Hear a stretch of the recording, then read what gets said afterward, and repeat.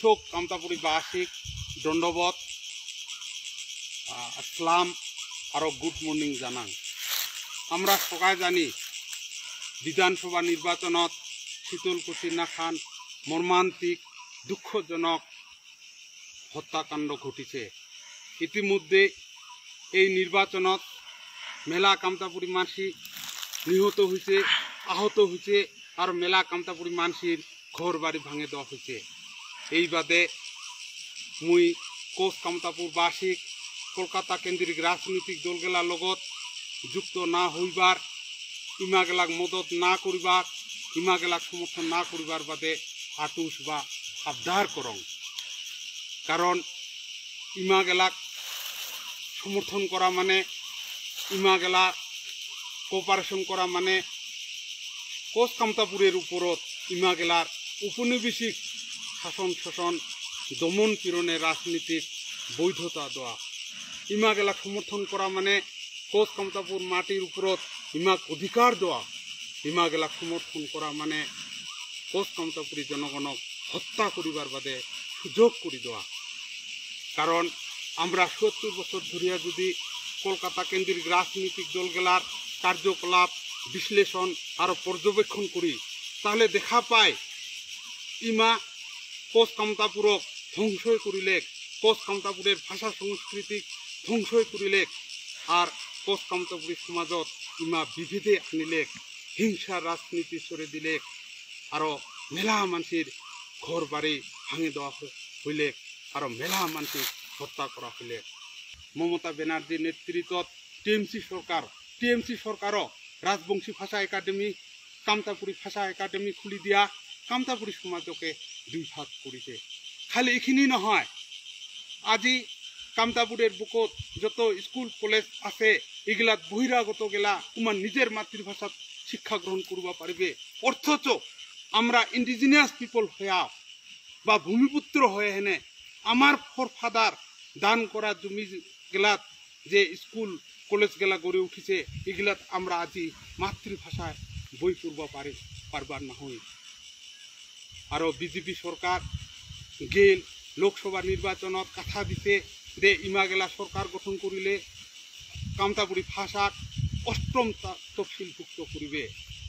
আসাম আর পশ্চিমবঙ্গত কামতাপুরি জনগণ বিপুল ভোটত বিজেপি সরকারক জয়যুক্ত করিলে, কিন্তু লোকসভা অধিবেশনত একবারও কামতাপুরি ভাষাক 8 শিডিউল তালিকাত অন্তর্ভুক্ত করিবার বাদে বিল না নিলে।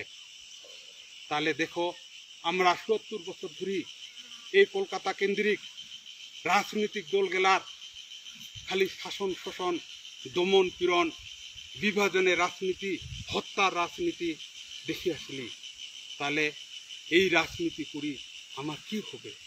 এই রাজনীতি করা মানে আমার ধ্বংস, এই রাজনীতি করা মানে আমরা খতম হয়ে যাওয়া। আদি ভারত স্বাধীন হইলেক পাঞ্জাবি পাঞ্জাব পাইলেক, বিহারি বিহার পাইলেক, উড়িয়া উড়িষ্যা পাইলেক, বাঙালি বাংলা পাইল, কিন্তু এই কোচ কামতাপুরি জনগণের কপালত কোচবিহার সি ক্যাটাগরি রাজ্যখানো জুটিলেক না। আজি সব ভারতীয় গেলা নিজের ভাষাত মাতৃভাষাত পড়াশুনো করব পারে, কিন্তু আজি ভারত স্বাধীন হয়ে নে ৭০ বছর হয়েও আজি আমার মাতৃভাষা পর্যন্ত স্বীকৃতি পাইলি না। আমরা পাইলি কি? ধ্বংস। আমার জাতীয় অস্তিত্ব, ভাষা সংস্কৃতি ইতিহাস সব কিছু ধ্বংস হয়ে গেল। আমরা গরিব হয়ে গেলি। আজি পৃথিবীর বুকত বা ভারতের বুকত সবচেয়ে গরিব জাতি হইল এই কামতাপুরি জাতি। আরো ভারত সরকার আমাকে কি দিলে? এক থপলা বহিরাগত হিন্দু মুসলমান সেই বাঙালি, যেই বাঙালি গেলা কামতাপুরের রাজনীতি, অর্থনীতি, চাকরি, ব্যবসা বাণিজ্য সব কিছু নিয়ন্ত্রণ করে, যেই বহিরাগত মানসি গেলা চাপত আজি আমরা নিজের পিতৃভূমিতে নিজের মাটিতে আজি আমরা সংখ্যালঘু হয়েছি। ইয়ার মতন দুঃখ আর কি আছে? আমাগেলার উপরত ভারত স্বাধীনতার পাছত যে চরম অন্যায় অত্যাচার হয়েছে, আমার এলাক যে শোষণ শাসন নির্যাতন করা হয়েছে, এটা কিন্তু ভাষায় বর্ণনা করা যায় না, এটা কিন্তু সহ্য করা যায় না। আজি দুঃখ লাগে।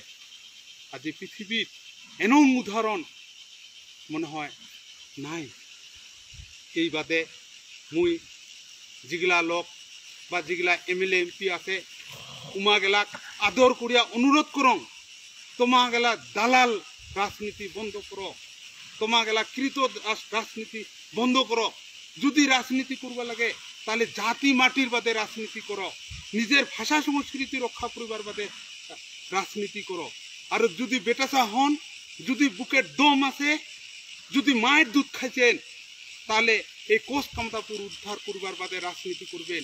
আমার কামতাপুরি ভাষা রক্ষা করবার বাদে রাজনীতি করবেন। কামতাপুরি জাতিক মুক্তি করবার বাদে রাজনীতি করবেন। Don't forget to like, share and subscribe to East Mojo. For any queries, put them down in the comments section below and press on the bell icon for notifications.